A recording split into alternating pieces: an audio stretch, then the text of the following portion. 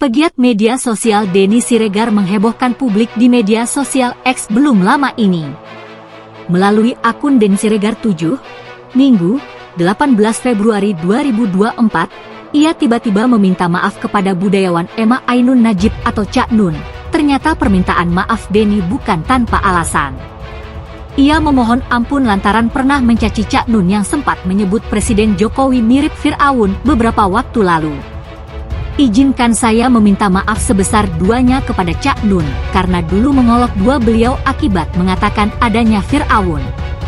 Saya dulu buta, sampai akhirnya kepala saya terantuk tembok besar yang bernama fakta, cuitnya. Denny Siregar pun mengaku tak sadar dengan apa yang dilakukan dahulu.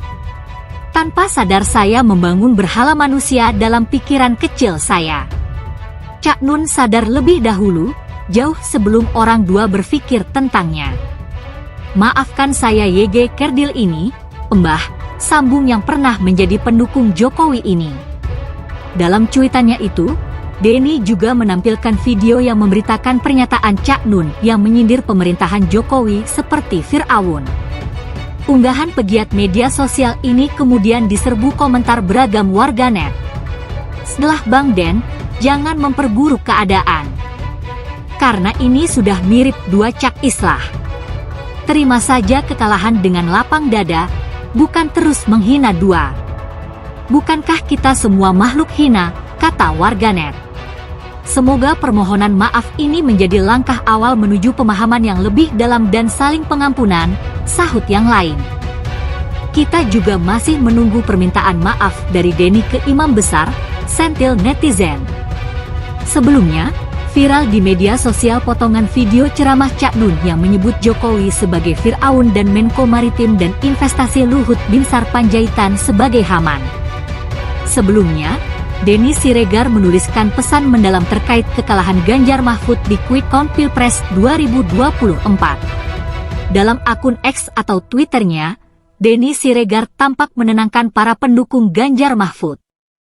Kita sudah melawan sebaik-baiknya.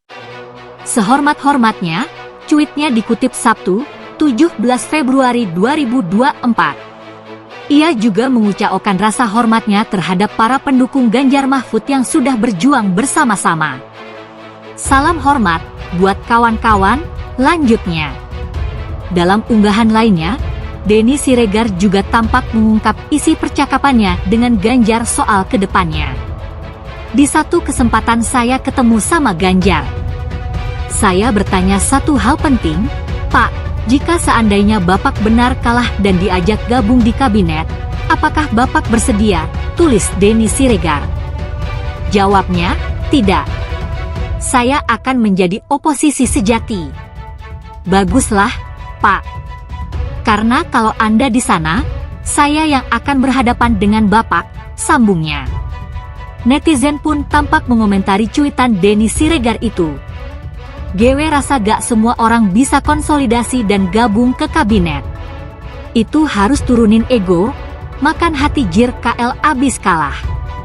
Dan gewe setuju Pak Ganjar jadi oposisi itu bermartabat dan keren, tulis netizen. Bohong banget. Gimana cara dia jadi oposisi? Dia bukan anggota DPR, dia bukan ketua umum partai. Terkait sikap PDIP, ya tergantung keluarga Ibu Mega lah, tulis netizen lain. Ish, pede banget, emang bakal diajak, tulis lainnya. Syukurlah. Semoga PDIP bener dua teguh dengan jati dirinya oposisi lebih terhormat daripada gabung pelanggar konstitusi, tulis netizen. Oposisi lebih terhormat daripada membebek kekuasaan YG menang dengan segala cara, tulis lainnya. Diberitakan sebelumnya, terkait Sirekap yang kerap bermasalah, Ketua Tim Penjadwalan TPN Ganjar Mahfud, Arya Bima memberikan peringatan kepada Komisi Pemilihan Umum, KPU, dan Badan Pengawas Pemilu, Bawaslu. Ia meminta agar KPU dan Bawaslu tidak mempermainkan suara rakyat di pemilu 2024. Bahkan Arya Bima menyebut KPU dan Bawaslu bisa terkena azab bila bertindak curang dan mempermainkan rakyat. Hal itu disampaikan Arya menanggapi berbagai kejanggalan pada sistem informasi rekapitulasi, Sirekap, milik KPU. Untuk rekap, saya sekali lagi pakai ilmu Wong Jowo yang main-main dengan suara rakyat. Suara di TPS, itu bisa kena azab. Yang main-main dengan suara rakyat tidak hanya menyalahi hukum, tapi juga dosa.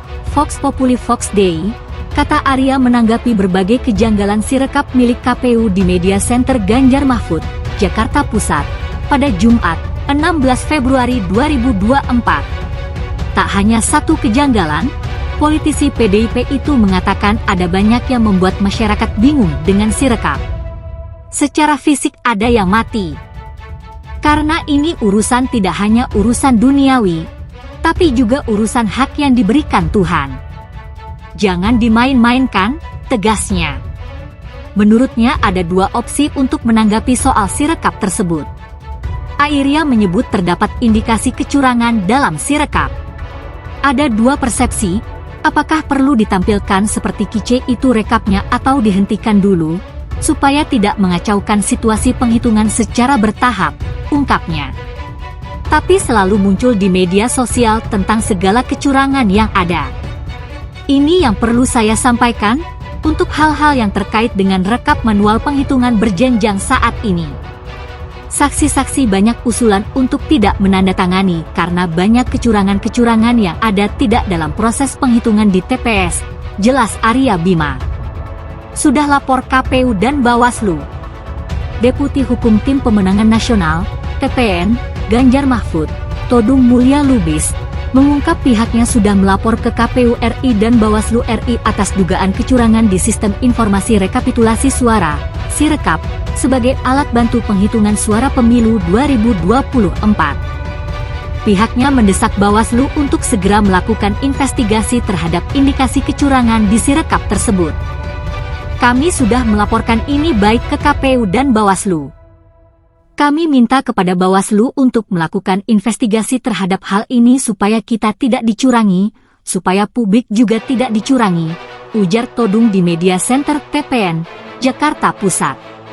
Dia mengatakan kecurangan yang terjadi di Sirekap itu bahkan sudah tersebar di media sosial. Dia menyebut kecurangan yang paling banyak tersebar di media sosial itu menunjukkan adanya tambahan suara bagi paslon nomor urut 2 Prabowo Subianto Gibran Raka Buming Raka. Ini yang paling banyak kita temukan dalam pemberitaan-pemberitaan terutama di media sosial disertai dengan video yang bisa kita saksikan, tegas Todung. Menurut Todung, jika kecurangan ini dibiarkan maka akan menghapus integritas pemilu itu sendiri. Dan kami berpendapat bahwa ini sangat tidak sehat dan sangat tidak fair dan mengancam pemilu dan pilpres jurdil, jujur dan adil, tandasnya.